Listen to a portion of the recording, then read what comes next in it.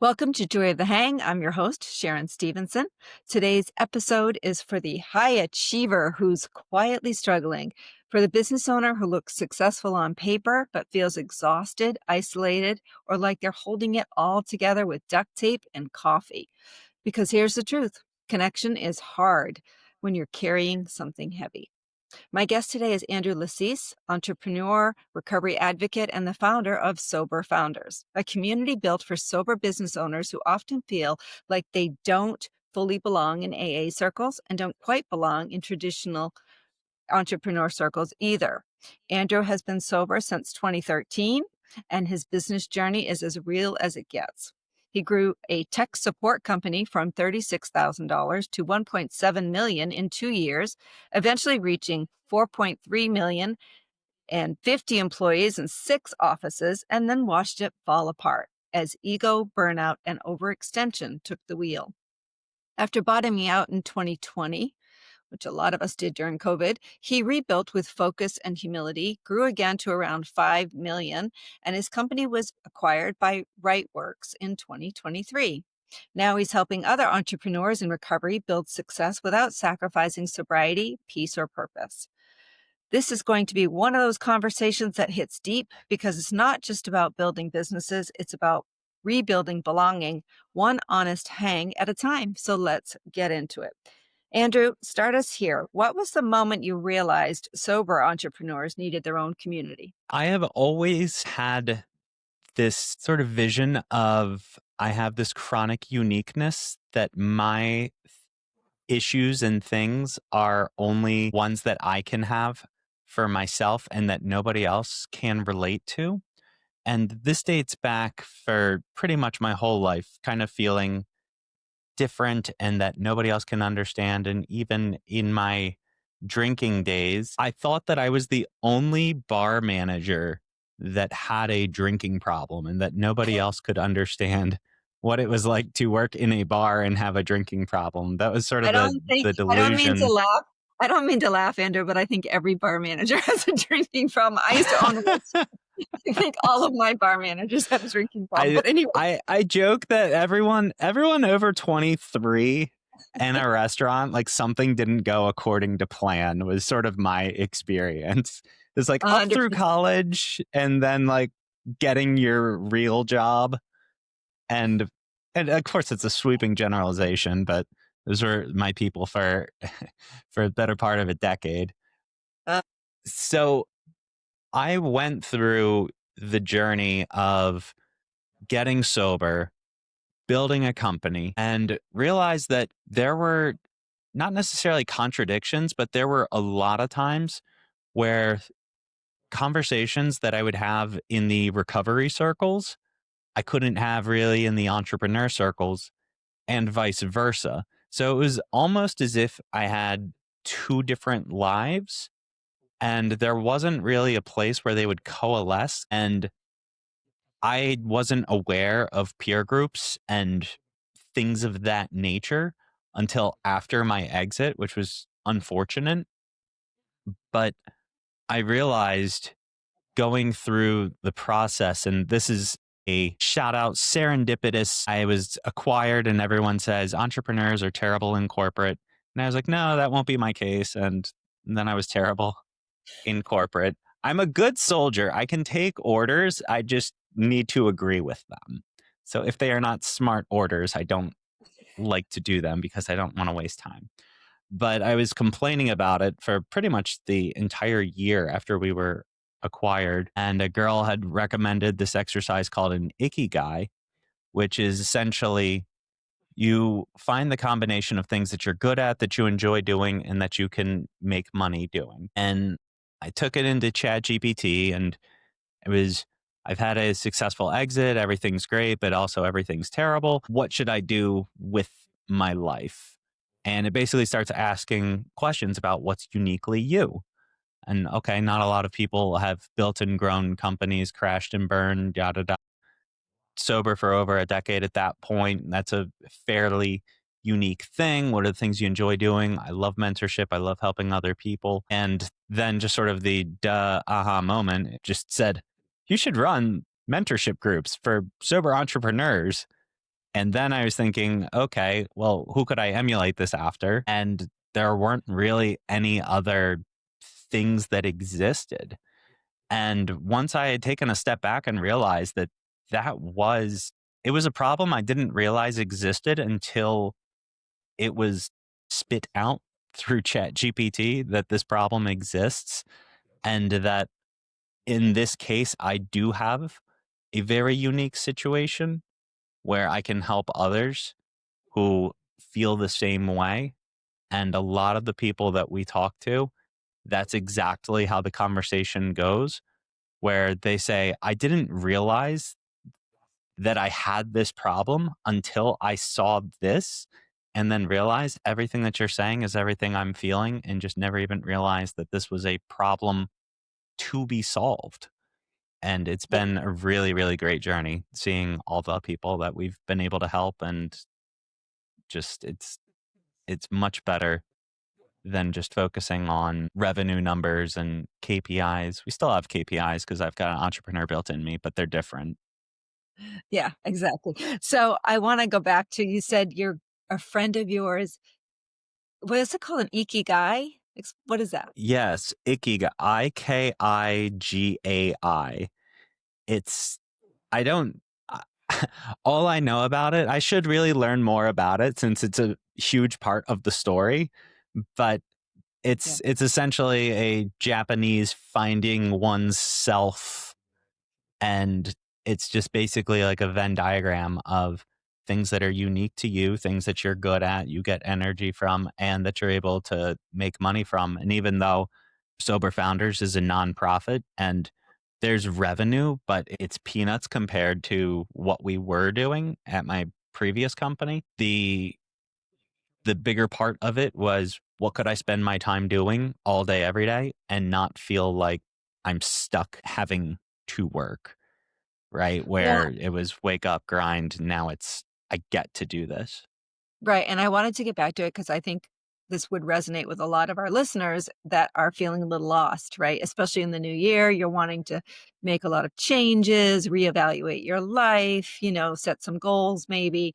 And so it sounds to me like, let's see if I heard this correctly. So she mentions this concept of ikigai, and then you take it to Chat GPT. And do you actually say on Chat GPT, I'm trying to figure out my ikigai and these are my unique qualities and Yeah, yeah.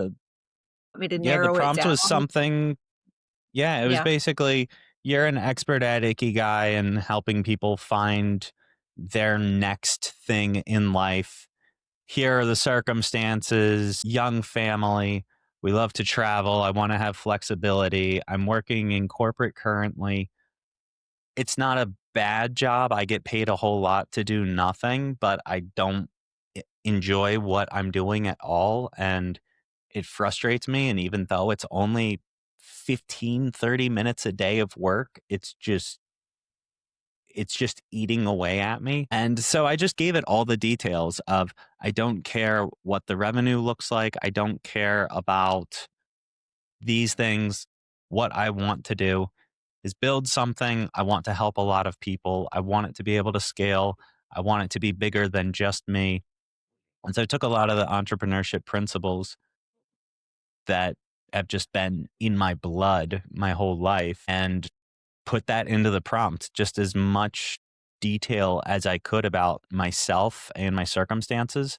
And I told it just ask as many questions as possible so that you can help me figure it out. And just with a lot of the questions, it sort of starts to trail after a bit where it's it's kind of asking the same question over and over, and you pretty much come to the conclusion just based off of the questions that it's been answering. And then at the end it says you should build this, and the little tweaking, it was spot on. So that It's so was amazing to me, right? The capabilities of AI can really help you yeah, focus. It's amazing right. Well, and this was early on. probably October in 2024, so it wasn't as bad that time. But I mean, you look at how much it's evolved over the last year. I mean, the last month. I know. I know. So fast It moving. is so I don't think anyone's going to have a job. I mean, there's going to be there's not going to be anytime someone makes a point for a job, it's just, well, there's always going to be room for marketers and social media because you need somebody to double check it. And then, okay, so couldn't you just make an AI to double check the first AI when Yeah. like his only function is to make sure that it gets done right? Right. Doesn't that solve that problem? I think things with human connection is going to be the future for where success is not in how smart you are because that's going to be democratized. Everybody is going to be an expert lawyer in 2 years. Everybody is going to be a doctor with perfect diagnoses. Everybody, it's going to be at our fingertips. There isn't going to be an edge with how smart you are to some extent. I'm not going to say that it's 100%, but people Mm. like me that are maybe a little smarter than other people are not going to have any sort of advantage. We're evening the playing field. Yeah, that 80-20 thing is not going to fly in Well, the I don't future, know, but though. People aren't gonna have the motivation to necessarily use it in the way that, will make them experts either, and true. you're still gonna need surgeons that can go fix remove the tumors and all that stuff, so even though they might understand the science behind it, someone's gonna have to actively, right? I mean, I would think. At Palm Beach, I should know. My kids were born there, but Palm Beach Hospital, I can't think of the name, but the hospital my children were born at in West Palm Beach, they have robots that are doing surgery now. That's scary. Yeah. Yeah, so I Yeah, mean the whole world is that's the scary. whole so You in and it Florida? helped me find Ye yeah, Yeah, yeah, in West yeah, Palm Beach. yeah, yeah. I'm on the other side, Sarasota. Yeah. She probably knew that. But anyway, okay, so you said it perfectly. AA circles don't fully get business stress, and business circles don't always understand sobriety. So, what do you think are the unique struggles that sober founders face? So part of the whole 12-step anonymous world, and I mean, I could get crazy, crazy deep into it, but kind of the big picture is that the problem isn't the drugs or the alcohol. The problem is you. And if you fix you, then the drugs and alcohol are no longer a problem, Right, but that involves changing you and how you look at the world, how you handle problems, things of that nature. So there's one side of that world that letting go and not trying to force outcomes that you want and just let everything happen as they're supposed to. And then in entrepreneur circles, it is grind, hustle, do whatever you can to get the outcome that you think that it is that you want and don't stop no matter what. And whoever gets in your way, plow them over. Don't stop until you reach your goals. And it's like, well, I'm on the entrepreneur team and I do have goals that I want to reach and I don't want to just do nothing. But at the same time, in order to stay sober and even be an entrepreneur that can function in any capacity, I'm supposed to be just letting go of the outcomes and just see what happens. That doesn't sound like a tactically strong move either. And so anytime I'd run into issues and I would talk to recovery friends, oh, just let go and it'll work itself out. And it's like, well, that's easy for you to say. You don't have 50 employees that are depending on this decision to be correct. And then in the entrepreneur circles, oh, well, just, cutthroat, do this and that and destroy this and blah, blah, blah, blah, blah. And you'll get what you want.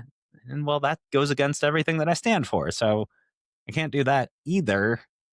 So I'm just in this place of there's only, I mean, and again, it's not super, super unique to be an entrepreneur, business owner in recovery, but it's, it's not an easy world to come by. There isn't congregations for it. There's tons of recovery networking groups and conferences and associations where you could find a ton of your people. And then there's tons of that in the entrepreneur world as well. So it's easy to find your people in those groups, but there isn't that subsection of who else struggles with the same things that I do? And that was really where it clicked for me that this wasn't just an invented Andrew problem that I'm trying to solve that people don't have, but bringing the awareness that this problem exists and that while I don't have the solution necessarily, I have been there too and have felt how you've felt. And I can share my own experience as to how I got through it and reflect on if I were to do it again, is that the path that I would have taken? Is it not? So, kind of the whole idea isn't that, or the idea is nobody is an expert. We are all just sharing our own experience as it relates to to other people's issues, and just the shared experience, the you're not alone. And every now and then there will be some light bulb moment. One of the members last year, he 6x'd his business. He's in year 10 and his business grew 600% last year. And I'm not going to say it's all because of things that we did, right? But the big pivot that he made was a result of people saying, when I was in that position, here's what I did. Here's the results that I got. I could see that in your world as well and took it, ran with it. It's been really cool to witness. I think this year he's already something crazy like 10x where he was last Wow. January. Yeah, it's been really Wow. cool to be a part of. Wow, congratulations to him. Yeah. What's his business? Can you share? Yeah, I mean, he does credit card processing. So, I mean, it's such a commoditized space, right? And Yeah. everybody's got Square, everybody's got Stripe, everybody, QuickBooks, all these things, or everybody's got a guy and, oh, well, I'm getting the best rates. And so when you're selling to strangers, it's a commodity service, it's a necessary evil. So Yeah. how do you compete with others besides giving them lower rates than what they already have? And we had shared, and this was in my own experience, that in the IT world where I come from, we were charging top dollar and we were competing against people in India that charge 10 times less than us and were Mm. better than us, or at least equal. And so, how did we get around that other than charging less than them for something that people didn't understand? I mean, most people, my IT guy's the best. And then we do an audit on their system. Your IT guy's been charging you last 3 years and literally hasn't done anything. Here's the logs to show that nothing's happened. So we applied that in credit card processing where everything's a race to the bottom. And we found a tiny 5% edge that he had in a very specific niche. And that was what we did with the accounting industry. Was there was just a tiny little lever that we pulled in the accountant industry, a tiny law that nobody knew of that randomly had fallen into my lap, and then our company exploded and it was incredible. We found that for him in the credit card processing world. And it's incredible because all of his clients, they're on Stripe or Square or something like that. They get shut down for this one little thing nobody knows about. And he's in a world all by himself. He outperforms just by himself. And now he's hired people just to handle the workload. But just him by himself, he's competing against organizations that have 20 some sales reps. And he's just on calls all day closing deals, all from Huh. little pivot. Yeah, Yeah, that's exciting. That's a great story. I love that. So for somebody who's listening, who's sober and building a business, what's the biggest myth about recovery and entrepreneurship? that's a really good question. I don't want to just jump out and say the first thing that comes to mind, but the biggest myth, I'd say probably the thing that I hear the most that I don't agree with at all. And everybody's entitled to their opinion. So I try not to say right and wrong, but we've had people tell us you need to keep your recovery and your business. They are separate things. They do not intertwine. They are in vacuums by themselves. You do work at work, you do recovery in recovery circles at home.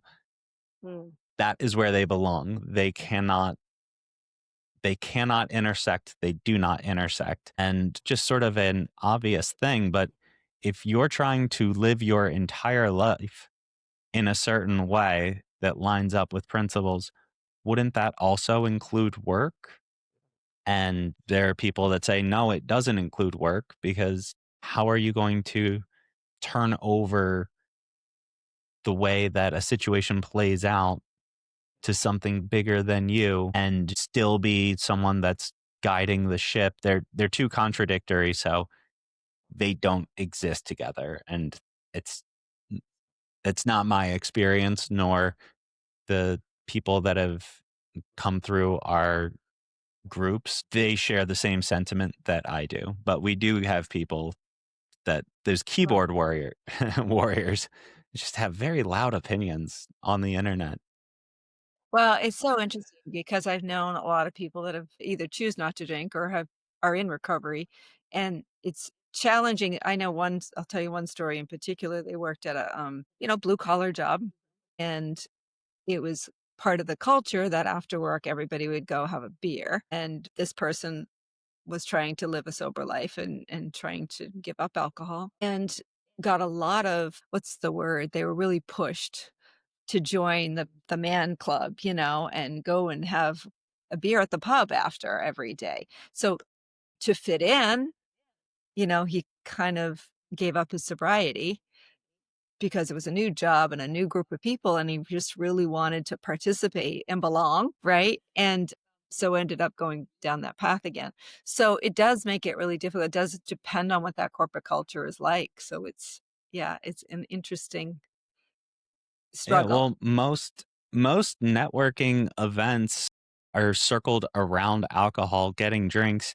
And if Right. you're not an alcoholic, it is perfectly fine to be doing that. I will make that 100% clear. I'm not here to say everybody should stop drinking. Everybody that says I am only going to drink one beer tonight and then ends up drinking 18, anyone that can relate with that probably should cut back or stop, but I don't have a cut back button. I don't have throttle. I find something I like and then I do way too much of it and Yeah. either have something great like the nonprofit has turned into, or a terrible vice the way that alcohol was. But then flip side, got sober and really dove in, and things, at least 13 years now into it, have worked out better than I could have ever planned out. So Yeah. I've learned that it's not necessarily about the outcome that I think that I want, because if I go back to early 2013, January 25th, 2013, where I get pulled over and get a DUI and then everything goes terribly. You asked me on January 26th, when I wake up, do you want to get a DUI again, or would you rather just stay at home that night? Of course, I would pick stay home. Everybody would. But looking back at it now, knowing how it plays out, it was one of the greatest things that ever happened to me. So I've come to realize too that, that person's situation, right? Where I want to fit in. So I'm going to go against the thing that I want to do, because in my mind, I want to fit in. And the way for me to fit in and reach my preference in this situation is for me to drink. But I've had so many times where, and I mean, I've had some gigantic negotiations in business. Everybody else is drinking, and I'm the last one at the table to order. So it's not even I set the tone, right? It's Right. this person's drinking, 10 people at the table. And the deal was for my company too. So it's not even I was a side character in this. I was the main person, right? And I'll just take a water. And okay, most people, and it sounds like Right. in your friend's experience, they were a little more, oh, come on. But Yeah. in my experience, a lot of the time, people are just, oh, okay.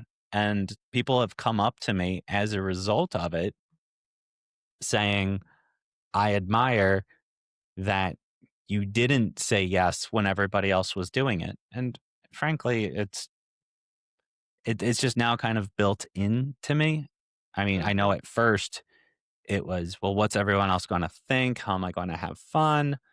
I Yeah. can't do anything anymore. And just the reality is that's not, that's, it's not that. It's actually kind of fantastic getting into the recovery world. But now it's a lot less taboo now in this day and age. I think Apple Watches telling you about your sleep has just completely changed the entire view on drinking, because a lot of people have come into our group just saying, "Yeah, I need to stop drinking because I get bad sleep. My Apple Watch, anytime I have even one drink, my watch says I didn't get good sleep and I want to be a high performer.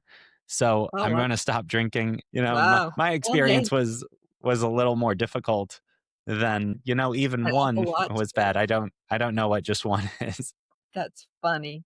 Well, it's just it's very pervasive in our society. It's a societal norm to go, like you said, have a cocktail, go out to happy hour. It's part of what we do socially.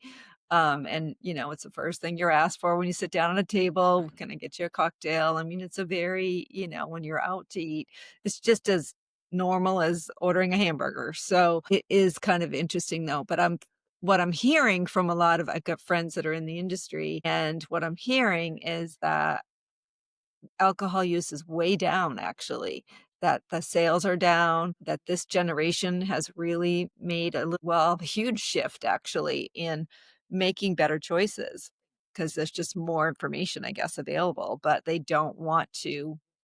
There's a lot of sober bars opening now and mocktails on the menu. So there's definitely a shift happening.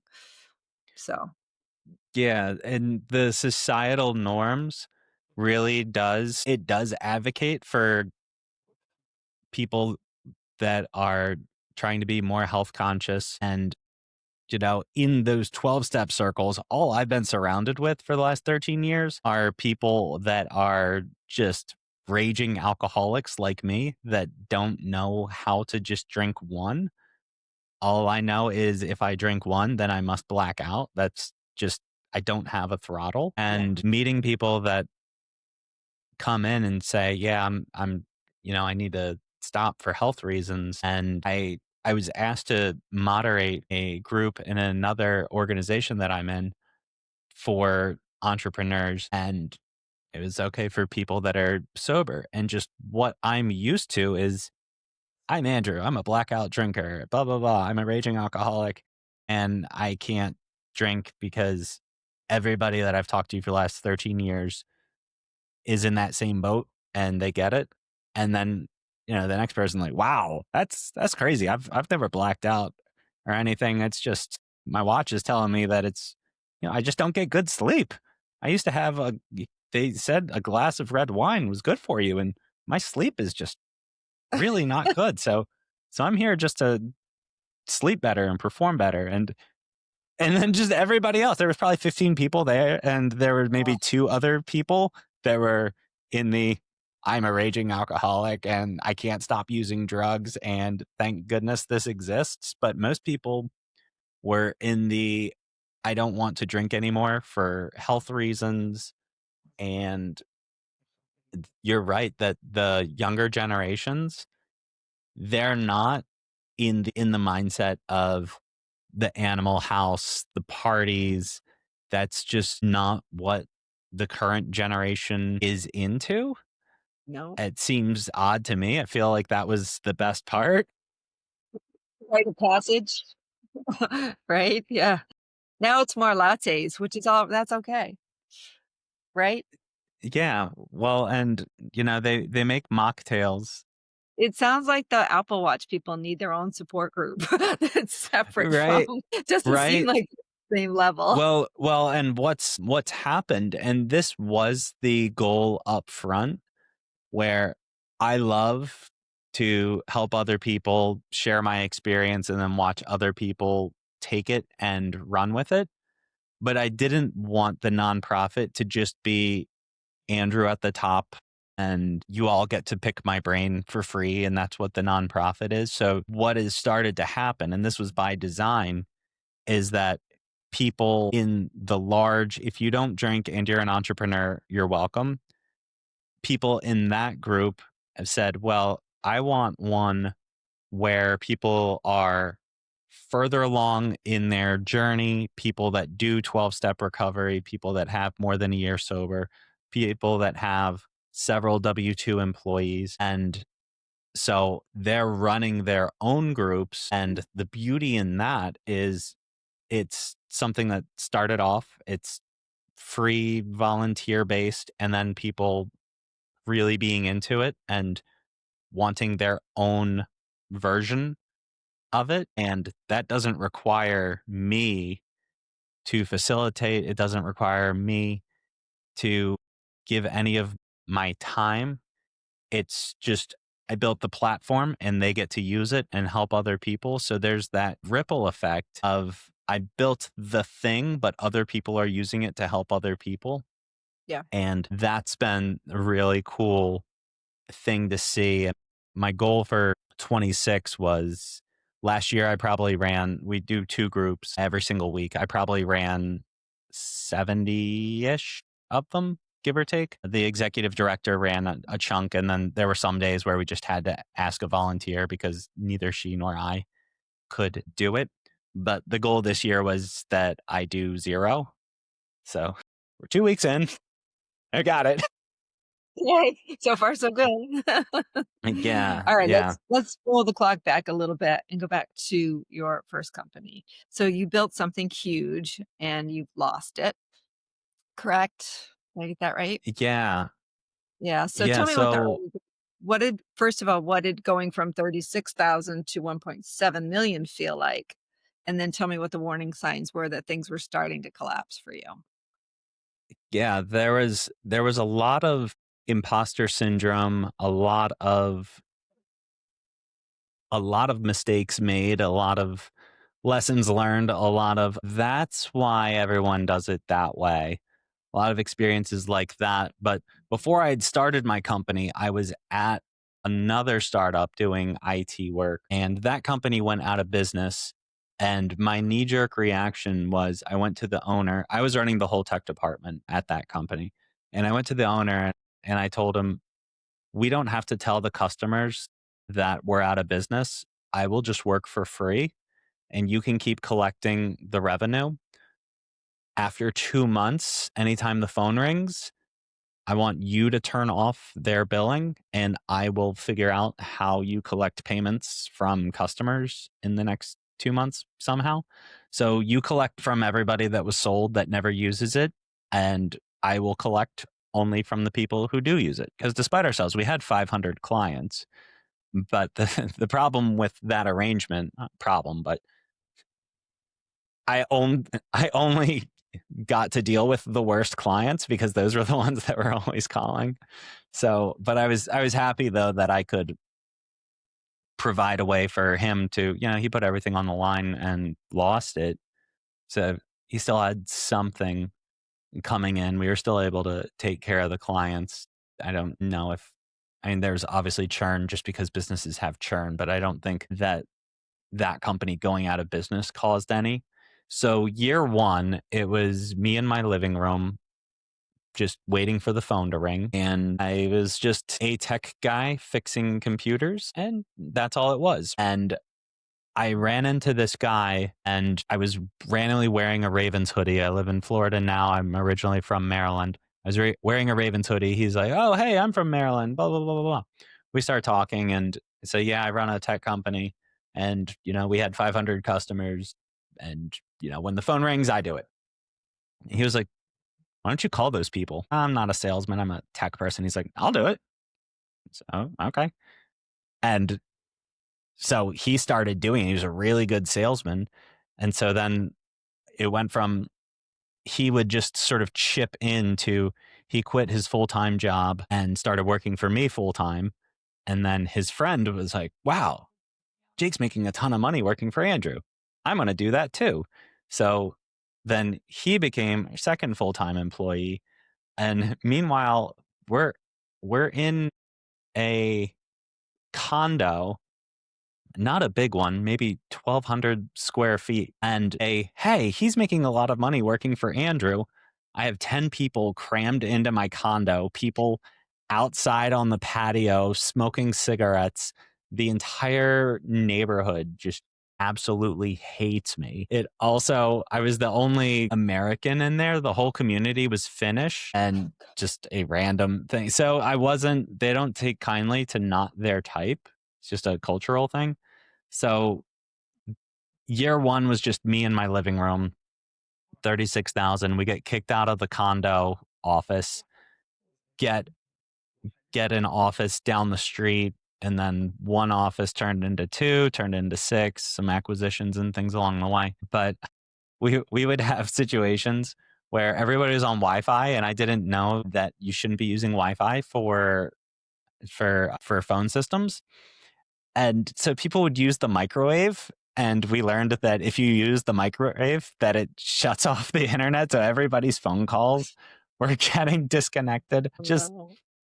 yeah, it was a lot of chaos and learning and under the table. And, it eventually had to become real. And there's tons of turnover and tons of just it was pure chaos. And I was 27, single, no kids or anything. So it was a lot of fun.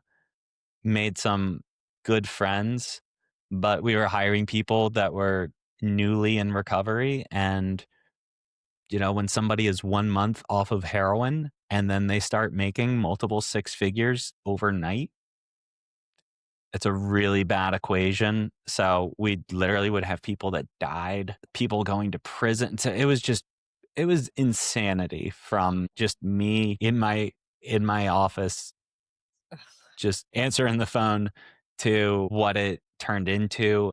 And then we started going down, and this is one of the entrepreneur versus the recovery person things that I went through, where I wish I had an organization like Sober Founders, where so when Jake and Chris, the first two employees, came, we had the list of 500 people and they were calling them.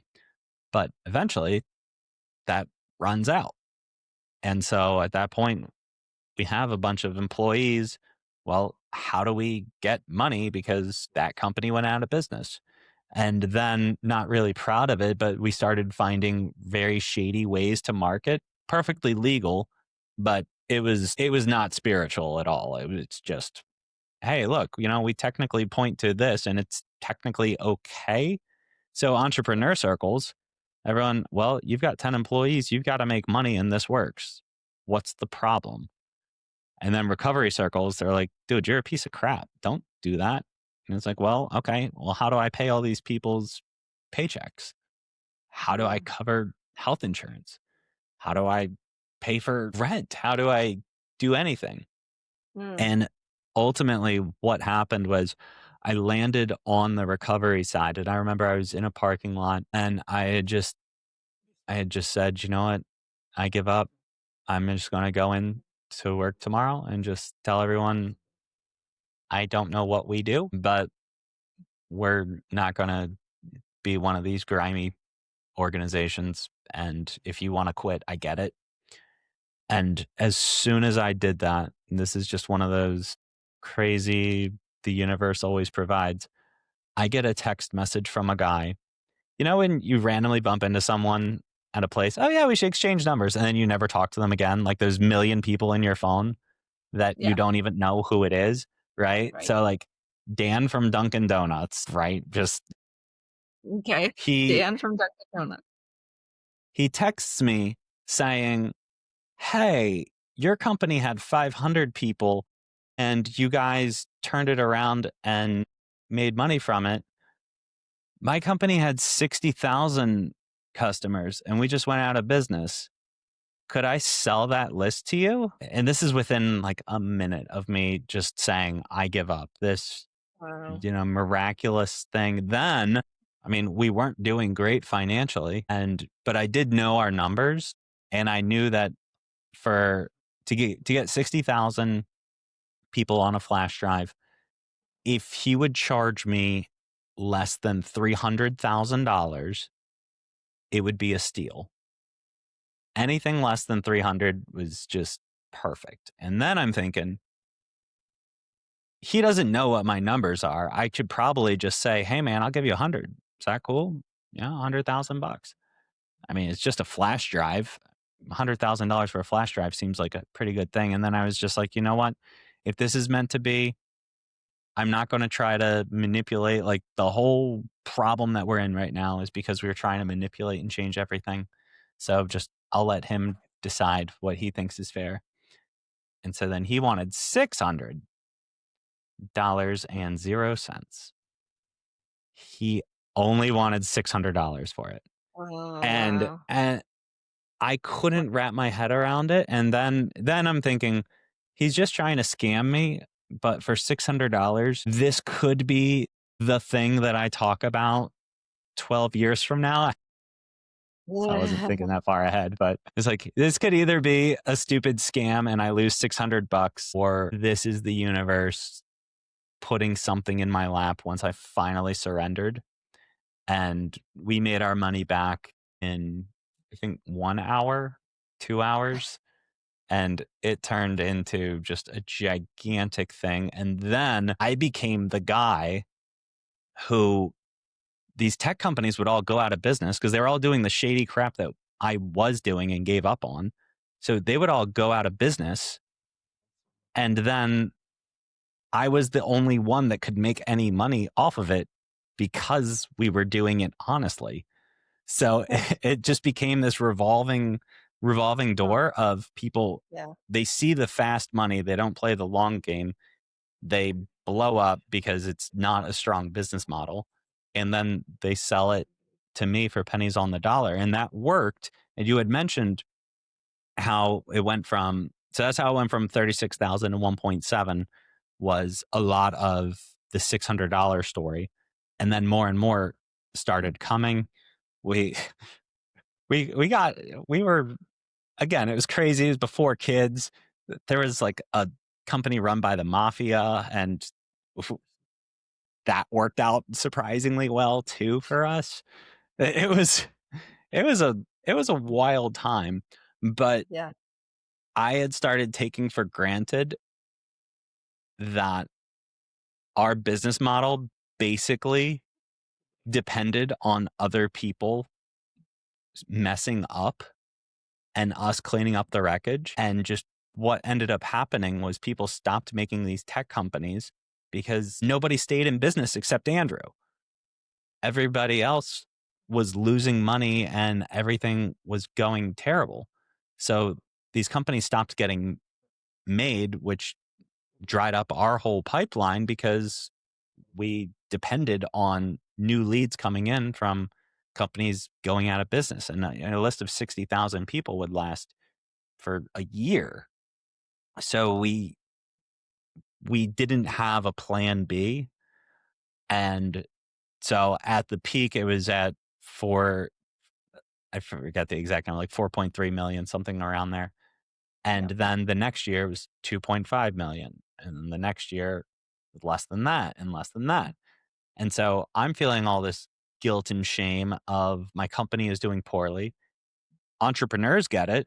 Then if I go to like a 12-step room, I'm like, we only did $1 million this year in revenue. They're like, $1 million, you're a millionaire. And then it's like, okay, let me explain net revenue versus gross revenue. And I have employees, and like these people depended on me to Yeah. be successful. And I've let them down. I've had to fire a ton of people. Now they're losing their benefits. Their families are affected. And, we were, but again, it comes down to preference. Was it my preference to go from 50 people, 6 offices to 10 people remote work from home? The way that we got there, no. But then, and, it's just a serendipitous moment. My accountant, he said, "Hey, there's a new law from the IRS. Can you help me with this thing?" "Sure, I'll make a security plan for you." And it took me a week to do it. And I said, It's like, every single one of you is legally required to do this because it took me a week and I know what I'm doing. Yep, every single one of us. And so then we just kind of leaned into, hey, we have 20,000 some regular clients and we got this little thing for accountants too. And we were talking with a consultant. We would get quarterly reviews with a consultant, and he kept asking questions. And we'd say, well, for everybody else, we do this. And for accountants, we do that. And for everybody else, we do this. And for accountants, we do that. You see, you realize you just have two different companies and you should just kill the one that has all the clients and only work with accountants because it's more profitable, more scalable, blah, blah, blah, blah, blah, all this, that, and the other. And we had a 2-year advantage where nobody else was selling these security plans. And even at the time of our exit, the end of 2023, so it was about 4 years into it existing, we had sold about 6,000 of them. I have no idea who second place was, but if there was a second place, they were maybe at 100. The company that acquired us, we had 12 employees. The company that acquired us had 700. They had sold 30. So, Wow. I mean, I don't know if they were second place, but yeah, we were in just another universe. And so when we got acquired, we were doing 5 million with just 12 people, remote work from home. My Wow. preference to go from 50 to 10 at COVID and then only 2 more people. The journey wasn't necessarily my preference, but the way that it ended, it forced us to niche. It forced us to go in a different direction. So a lot of my story and journey has just been through the pain that I realize it may not be my preference on how things play out, but when I take a step back and look at it, it always ends up exactly how it's supposed to be. And majority of the time is better than I could have ever imagined. Because my goal when I started, 6,000 was almost reaching my end goal. My end goal was 50,000. That's funny. 50,000 a year was my goal because that would Yeah. replace my restaurant bar manager salary. Right. Yeah. You weren't Yeah. reaching high enough. Yeah. Yeah. So if I got everything that I wanted, I'd be shutting, cutting myself pretty short. Yeah, So but it a was couple takeaways from your story. One, that you're really good at recognizing opportunity when it comes your way, and you're really except open. Bitcoin. I didn't do it either. I know. I was a little late to the game on that one too. I was like, "Oh, too late." I guess, We were well, doing, I didn't understand Bitcoin still. Well, I had actually had, do you know, have you heard of Charlie Shrem? Have you heard that no, I name? haven't. He is one of the early founders or were early investors in Bitcoin. He started Bit Analyst was the name of the company, so it was like a trading company for Bitcoin. But anyway, kind of similar to stock market. I had him on the show. He was one of my early guests on the show, and I was like, "Okay, break this down like I'm in kindergarten," because I just Right. don't. So, he does a good job in one of our early episodes of really explaining what it's all about and cryptocurrency in general. But When yeah, when we were doing business in India, we could only do business through Bitcoin. So Bitcoin was just how you do business in India. So wow. once upon a time, I had a $200 basis on Bitcoin. We would have been better off if I just never, if I just never used it No, and had just held on to it, but coulda, woulda, shoulda. But yes, right. there are times where I recognize gaps in the market and see opportunities, and then my the addict side of me sees here's a tiny opportunity. How do we grow this and scale it? Yeah. But because of the pain that I went through from firing all those employees, I was very, very intentional about our growth. And it was initially, it was just, we're growing, hire people. We're growing, hire people. And after going through the pain of firing all those people, it was, we're growing. Is this sustainable? Are there systems we can put in place to streamline this? How can we be more efficient? So our ending revenue, so from 50 employees to 12, our revenue was 20% higher. Our profit though was 300% higher. Yeah.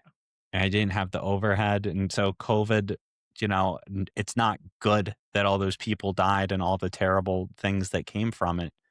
But there was a lot of perspective shifts. We had wanted to do remote work from home, but it was too risky.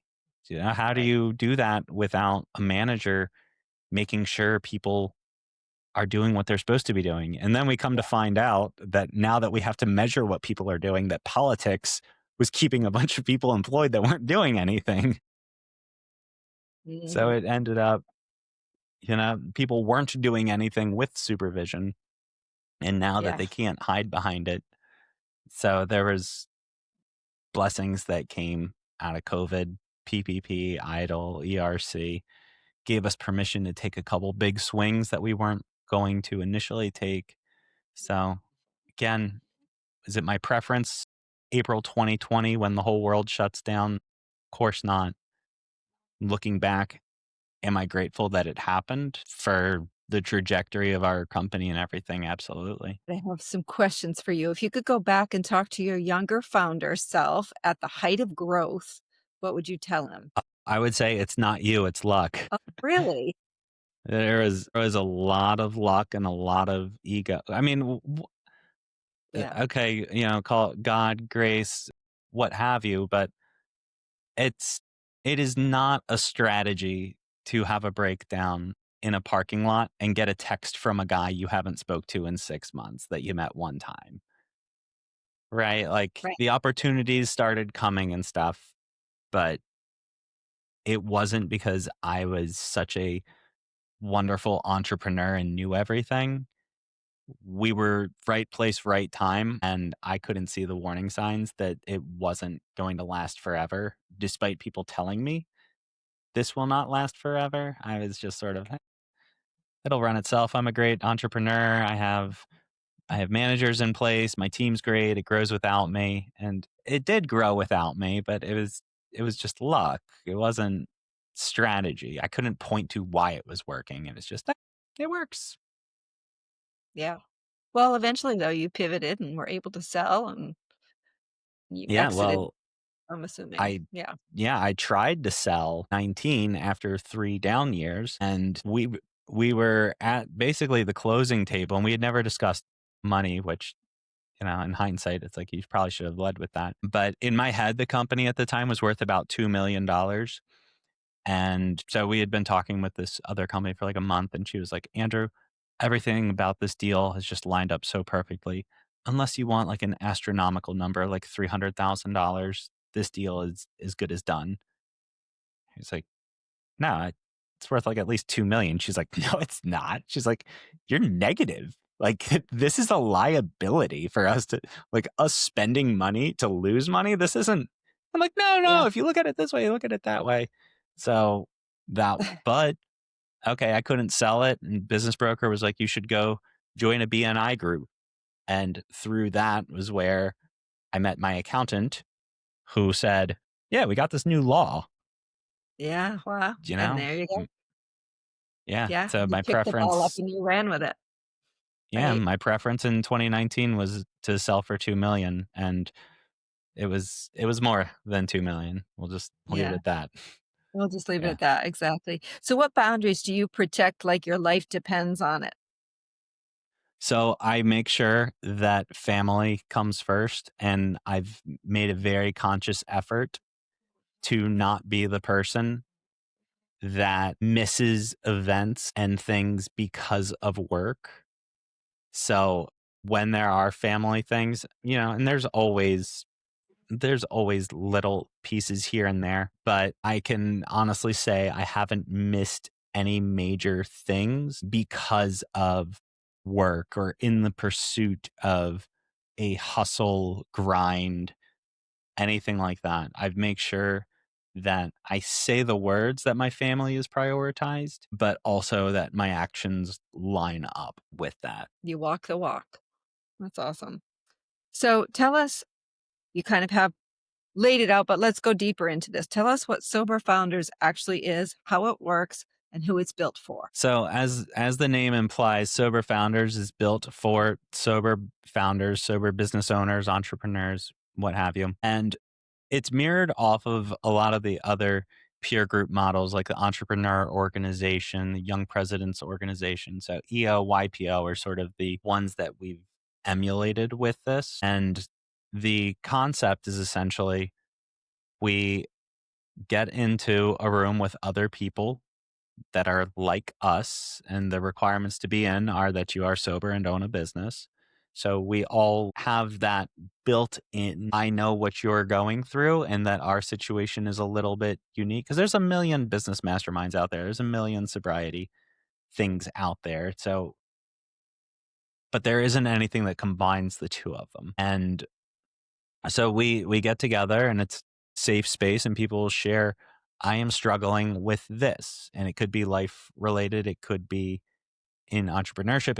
It could be in sobriety. It could be anything. And people will share, when I was in that situation, here's what I did. So there's things with kids, there's things with drinking and drugs, there's things with entrepreneurship, growing, scaling, setting boundaries, things. These are all things that we deal with, and just the solutions aren't always as obvious and tactical.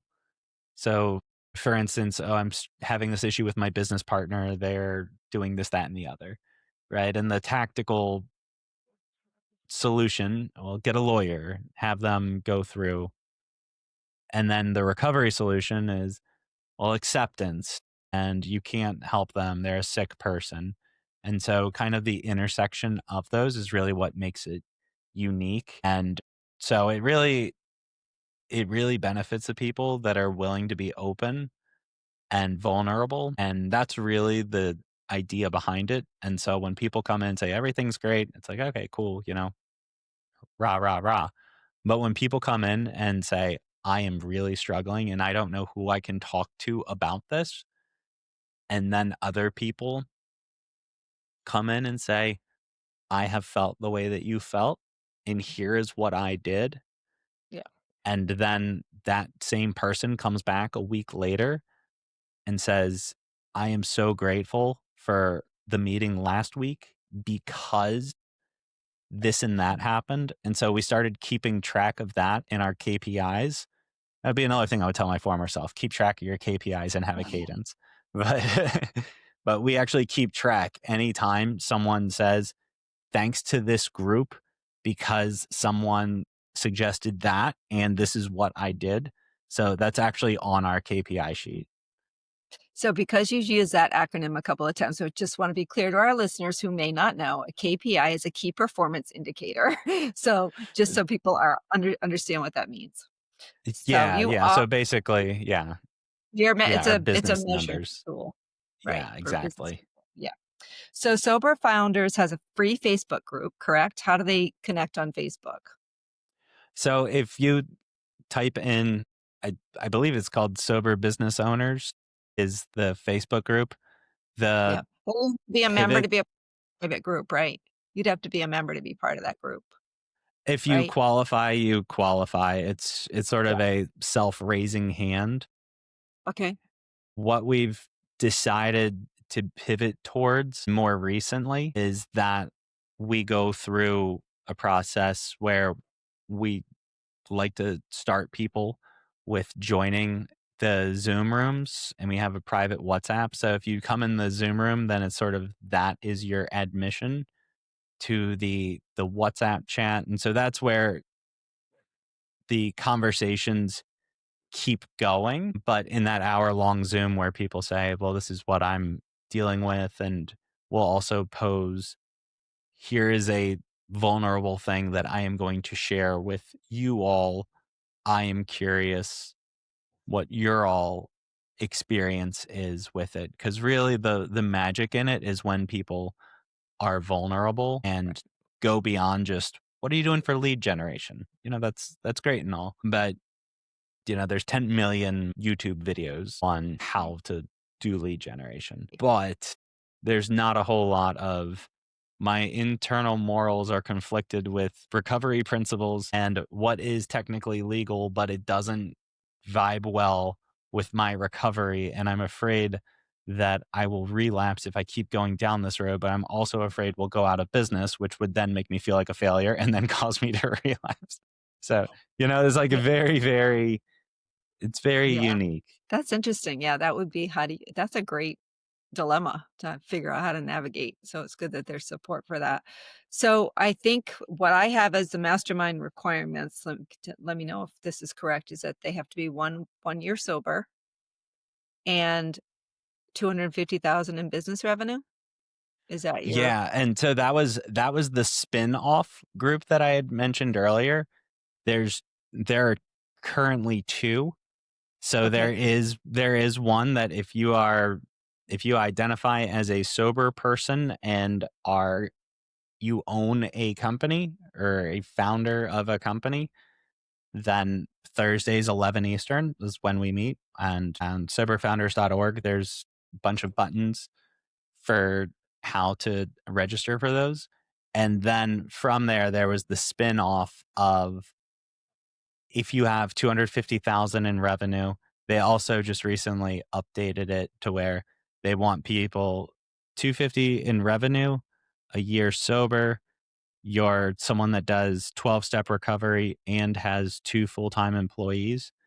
So some people would look at it as, oh, you're excluding people, blah, blah, blah. But really, the way that I look at it is everyone wants to communicate and be involved with people that are just like them. So on one side, people are saying, oh, well, you're not allowing this for everybody.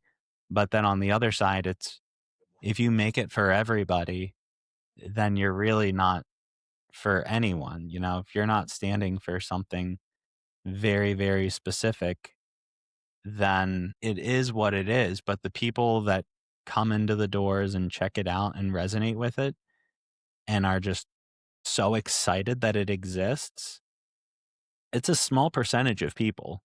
I mean, in the recovery world, I think there's 2 million people on earth, right? So 7 billion. So 2 million divided by 7 billion, whatever fraction that is. And then the fraction of them that are entrepreneurs, maybe 5%. So, I mean, it's a Yeah. small addressable market. And then just people that are interested in it in general. It's small, but the ones that get it just absolutely love it, and the ones that take advantage of it, seeing the results that other people get. I've had people with tears of gratitude. I've made 2 people cry so far. Yeah. Yeah, and we had people crying on the IT side, but it was never for good reasons. I'm It was sure. never for good reasons. So these were good tears? These were tears of gratitude of I'm so grateful that this Oh, exists. And the tech side, it was I wired all of my life savings to someone in India because they said they were Microsoft and talking to the police about how that could have happened. And mm, yeah, so yikes, yikes. better tears this time. That's great, and I'm already thinking of a couple of people I wanna connect you with, so this is great.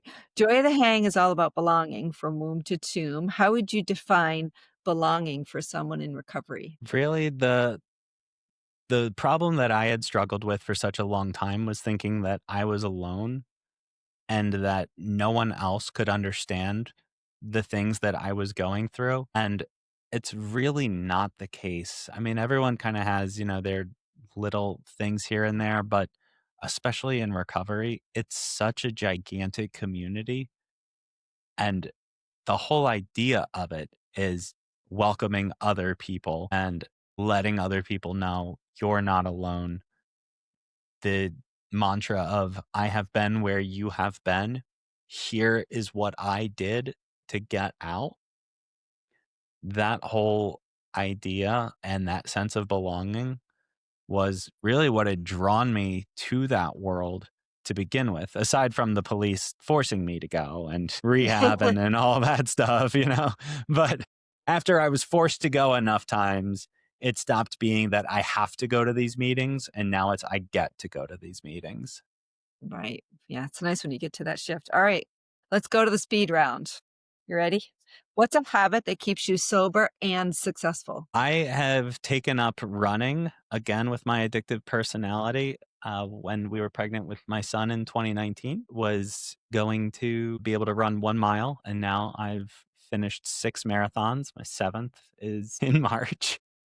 Oh my god. Yeah. So running, clearing my mind, and it's rapid. I won't tell stories anymore. Wow. Oh, Yeah. that's Running. okay. That's all right. You're fine. Marathons are yeah, that's I've done 5 halves, but I have not signed up for a full. So, I'm getting They're, too old. they're, It's too much of the body. Yeah. it destroys Where's your number 7? body. It does. Where's number 7? Tokyo. Oh, wow. Tokyo. Have you Yeah, been? yeah, the bucket list. Yeah, I am running in the Tokyo Marathon because last year when we went to Tokyo, I was like, "This is the greatest place. I need an excuse to come back here." And so that's how it happened. My gosh. Well, good luck to you. Yeah, That's thank you. awesome. All right. So, something that you believed about success in your 20s that makes you laugh now. A good question. I think it was, I'd say back then, I just looked at money equals success. And now I'm in that camp that says I know tons of rich people that hate their lives and their family's terrible and they have all the resources, but they don't have the life that they want. So I don't really define success as a dollar amount the way that I used to growing up, but more your satisfaction, gratitude with life. Okay, good answer. What is the most underrated recovery tool? Underrated recovery tool. Sober founders. We can go Yeah, with that. Is there another one? that's is pretty underrated. I personally found that the 12-step recovery community has been the thing that completely changed my life. And the way that it's depicted on TV and from what I've read on the internet, a lot of people are very, very against it. That hasn't been my own experience. So while it's well known, there's a lot of kind of misinformation about it, but that one's too well known. Let's go with meditation. We'll go Okay, meditation, okay, underutilized. The okay. sleeper the You sleeper know what, though? recovery It's tool. coming up a lot, though, on a lot for a lot of different things, not just, addiction, but lots of a lot of people are turning to meditation, so it's become a little more mainstream than it used to be.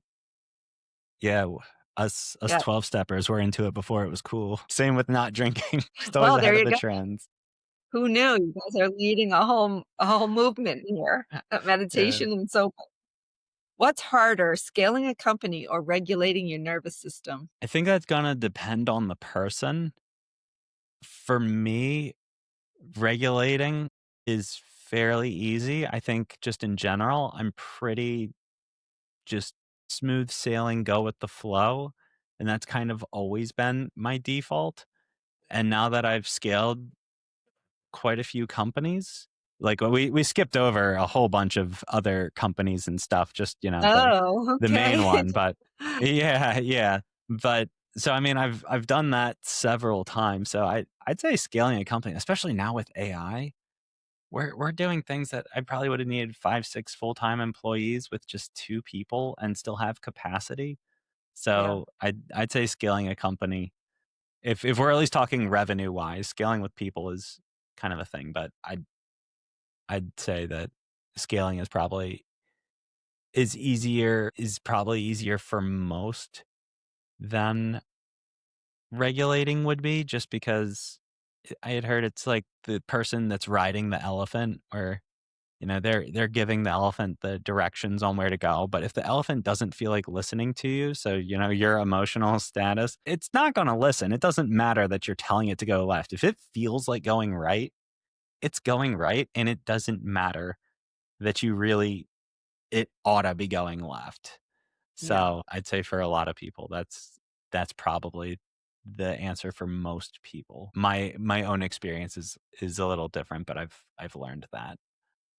So I am gonna give you a chance to I'm gonna put this in reverse a little bit. So other than sober founders, are there other projects you're working on now or other goals for your future? Oh, man. So again, I find one thing that I kind of like and then just take it way too far. So family, we travel a lot, and I used to keep a notepad on the countries that we've been to. And but different children have been to different countries, they're different ages and stuff. And I couldn't keep track of everything. Great problem, right? And so there's this app called Lovable that basically it's a chat GPT to make apps. And so I just wanted an app where I could track the countries we've been to. And then once I finished that, I've added like 7 million features. It's like integrated with flights. It's become like a mini kayak.com with just I needed a glorified notepad and now it's its own thing. I'm still working out a bunch of the bugs on it, but I can see it actually becoming something that, A useful tool like for others. right. It's just like sober founders. Like I built it for me and now I'm seeing, what's really annoying is booking flights. Wouldn't it be great if there was an AI that had all of your preferences and I put in calculations for like we have 3 airports close to us, right? So Palm Beach International is only 20 minutes away. And that's great. And Miami is an hour away and Miami's terrible. But if I can save $2,000 by flying out of Miami, I'm going to fly out of Miami. Right. So, there isn't like a Google filter for that. I'm always having to do the math. So Yeah. now that's built in and it's like an afterthought to the Notepad app. No, I like that because I'm trying to plan I have a big birthday coming up this year, and I'm trying to figure out what I wanna do, right? I mean, there's a few different places I'd like to travel to, but I'm like, "Okay, but it's in March," so I'm like, "Okay, what would be a warm place I could go in March that has these 5 things?" And I'll travel anywhere to do it, right? But yeah, because I don't know every place in the world, so it would be great to have an app who would narrow it down, like, "Here's 5 R- places that are direct flights out of these 3 nearby airports," same thing, Yeah. and Yeah. just give me Well, yeah, if I like adventure, this is the type of vacation you that's what I would love. Just build it for me and give me choices and, you know, price parameters or whatever. I think that would be that's fantastic. that's what it does now. The notepad, it has Yeah, an AI travel planner based on and my wife has a Instagram is 55,000 followers and it's documenting basically us traveling with kids. yeah, So so the AI travel planner, it's got things like are you traveling with a stroller? Because that's going to change the dynamics of what we recommend. Do any of the kids require naps? So things yeah. that, little twists and turns and stuff. So it's Well, and yeah, here's another one for you. I don't know if you know this, but you probably do. But I was looking at going to Dubai. It was one of my choices where I'd never been. So I'm like, oh, well, let's check that out. And then something pops up that in Dubai, they don't allow public displays of affection.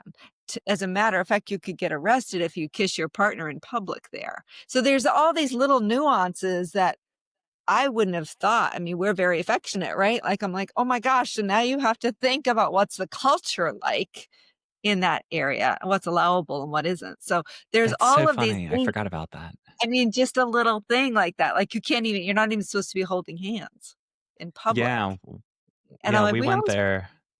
down the street holding Du- hands, right?" Dubai's You've been there? awesome though.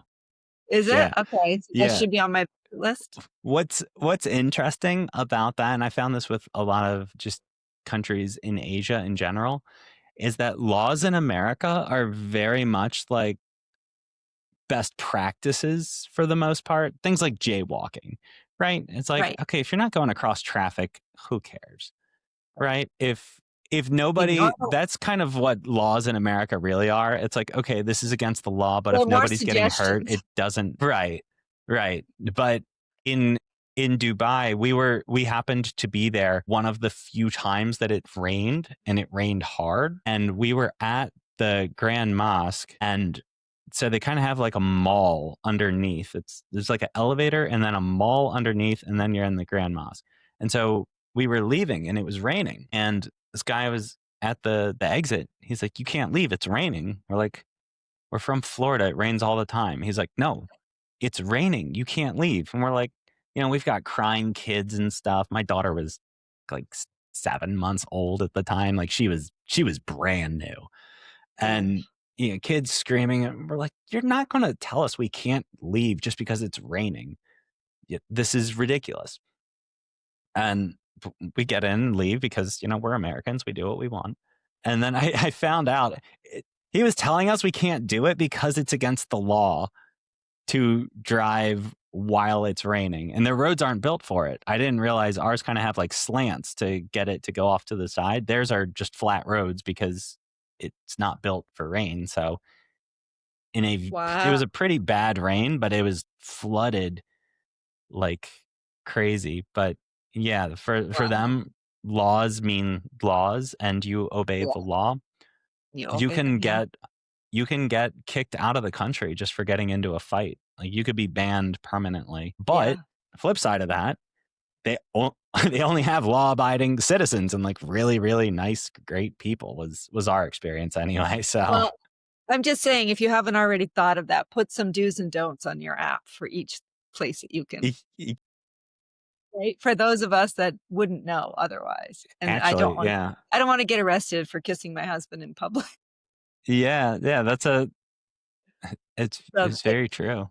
yeah, so put some do's and don'ts on there. Okay, one final question, and then we're gonna say goodbye. So joy of the hang means what to you? I would say just in general, it's about being in peace with who you are and where you are and just having gratitude in that moment and being okay with that.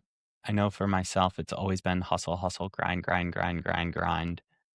And when I take a step back and just appreciate things for what they are, I think that really makes all the difference. Yeah, I love that. Andrew, this conversation was powerful because it's not just about sobriety, it's about identity, humility, and the courage to build a life that you don't need to escape from. I love that sober founders exist because it's proof that we don't have to choose between success and wellness, between ambition and peace, between growth and groundedness. And to everyone listening, if you're a sober business owner or you're rebuilding your life while building a vision, please hear me. You are not alone and you don't have to do it alone. Andrew, thank you for your honesty, for sharing the full story, the wins and the warning signs, and for creating community for people who deserve to feel seen. For your joyful act of the week, if this episode spoke to you, do a joyful act right now. Share it with one person who needs encouragement, hope, or community, because you never know who's quietly struggling behind their success. And if you haven't yet, please follow Joy the Hang on Apple Podcasts, Spotify, YouTube, or wherever you listen, and leave a review if this show has helped you. It's how we keep spreading the social wellness movement and reminding people connection is not a luxury, it's a lifeline. Andrew, before we close, can you please tell everyone where they can find you and Sober Finders?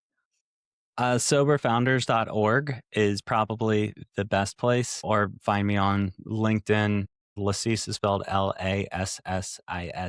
Yeah, that would be a good place to connect. But Sober Founders is the center where everything comes together. Awesome. Well, thank you. It's been a joy hanging with you today.